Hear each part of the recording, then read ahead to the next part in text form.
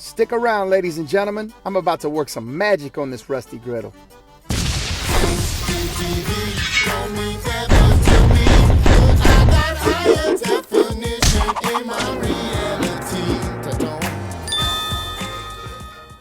First, I'm going to spray this griddle front, side, and back just to get any loose rust or debris off of it.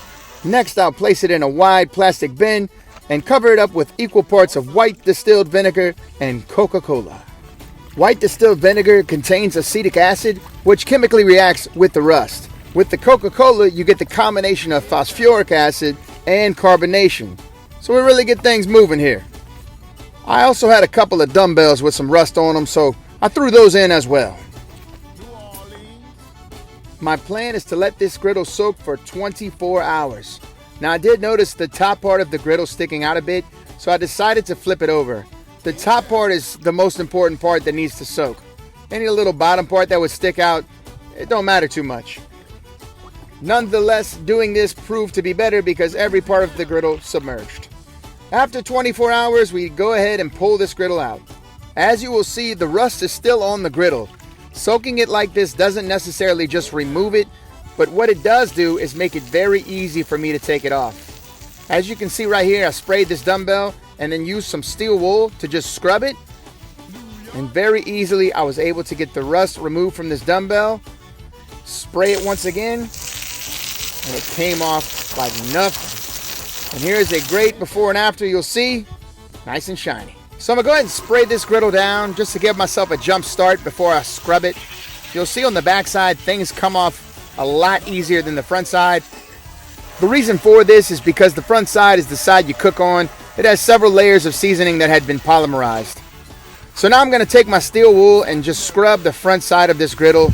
I want to get as much of every little crevice that I can, all into the cracks and corners, just getting up every bit of rust that I can.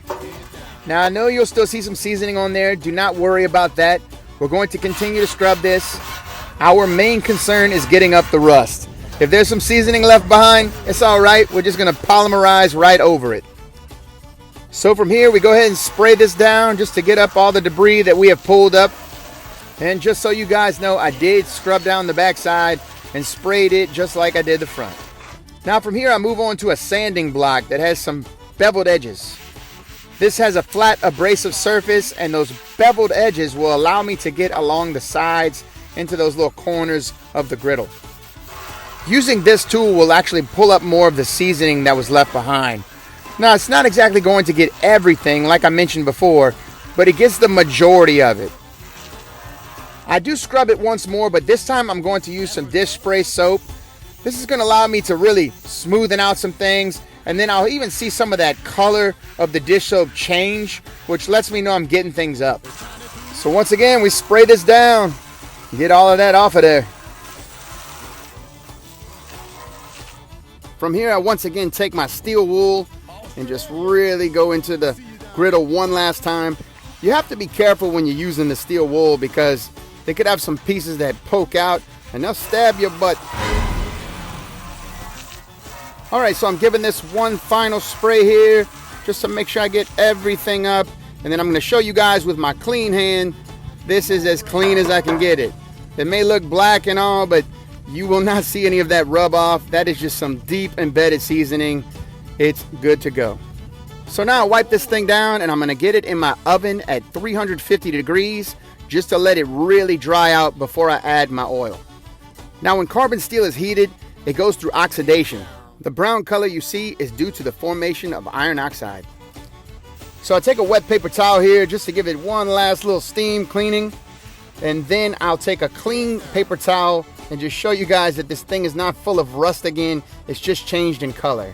So I'll wipe it down here, just kind of get it all over, and then I'll show you this paper towel is clean. The only thing you see is some of the coloring from the paper towel through the back side of the clean side. And there you go.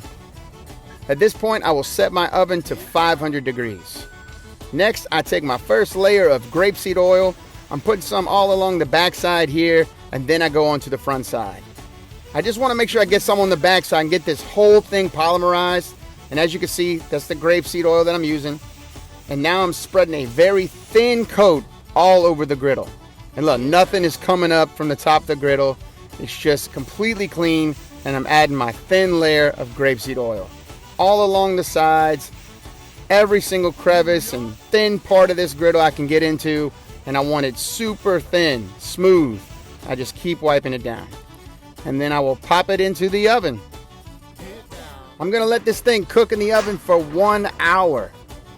That's gonna allow things to smoke off, and then after that hour is up, I turn the oven off and I just let it sit in there for a few more hours so that it can harden. Now, even though this oven has been turned off for a couple hours and it's just been sitting in there, it could still be very hot. So I use my oven mitts here to pull it out. But as you can see, this first layer has darkened the griddle. There's still a lot of work left to be done, but we've got a nice start here moving forward. So now it's business as usual. We get the grapeseed oil, apply a little bit, and then rub it down into a very thin layer. And as you guys can see, that first layer completely polymerized. There's nothing coming up. And once I've got my thin layer down again, I put it back in the oven for another hour at 500 degrees. And then after a few hours later, I pull it out and just repeat the process. I want to apply like 7 layers onto this griddle. I know that might seem like overkill, but trust me, these are very thin layers I'm applying.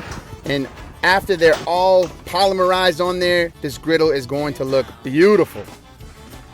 So look, I got to change of clothes here because this is next day. Sometimes this ain't done all in one day, especially when you got to go a few hours at a time. But nonetheless, we keep moving forward, keep going with the process. And after that 1 hour, 500 degrees, we shut it off and let it sit. And this thing just keeps getting darker and darker. I brought the camera closer so you guys can see how good this thing is starting to look. Once you start getting into that 6th and 7th layer, it's beautiful. And nothing's coming up on the towel because each layer hardens to the griddle. I make sure I get in every inside corner of this thing, even the outside edges, and then just repeat the process 1 or 2 more times, put it in the oven, and ultimately this is what it ends up looking like.